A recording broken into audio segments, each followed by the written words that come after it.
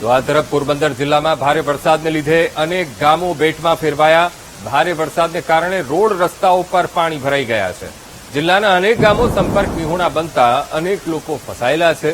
સંપર્ક વિહોણા ગામોમાં કોસ્ટગાર્ડની ટીમે રેસ્ક્યુ ઓપરેશન હાથ ધર્યું। ભારતીય કોસ્ટગાર્ડે 21 લોકોને એરલિફ્ટ કરીને સલામત સ્થળે ખસેડ્યા છે।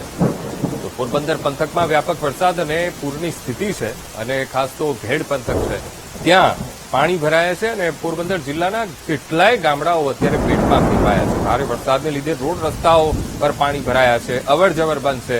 તો અનેક ગામો સંપર્ક વિહોણા બનતા અનેક લોકો તે ગામોમાં ફસાયેલા છે। ત્યારે સંપર્ક વિહોણા ગામોમાં કોસ્ટગાર્ડની ટીમે રેસ્ક્યુ ઓપરેશન હાથ ધર્યું છે અને રેસ્ક્યુ ઓપરેશન કરીને 21 લોકોને એરલિફ્ટ કરી દેવામાં આવ્યા છે અને સલામત સ્થળે ખસેડવામાં આવ્યા છે। અમે આપને ટીવી સ્ક્રીન ઉપર અલગ અલગ દ્રશ્યો બતાવી રહ્યા છીએ। પોરબંદર પંથક અને કેટલાય ગામડાઓ સંપર્ક વિહોણા બન્યા છે અને કેટલાય પરિવારના લોકો એ ગામમાં ફસાયેલા હતા ત્યારે કોસ્ટગાર્ડ મદદે આવ્યું હતું અને હેલિકોપ્ટરની મદદથી આ ફસાયેલા લોકોને સલામત સ્થળે ખસેડી દેવામાં આવ્યા છે।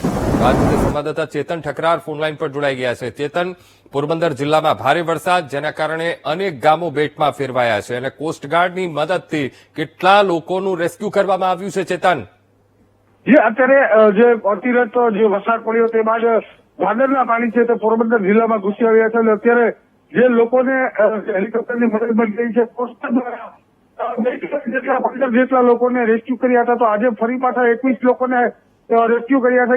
ગ્રામ્ય પંથકમાં પણ જે પાણી ઘુસાવ થયો છે અને અત્યારે સિટી વિસ્તારમાં પણ રેસ્ક્યુની કામગીરી છે તે શરૂ કરવામાં આવી છે।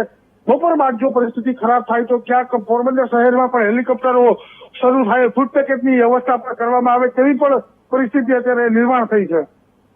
જી બિલકુલ ચેતન, સમગ્ર માહિતી સાથે જોડાવા બદલ આપનો આભાર।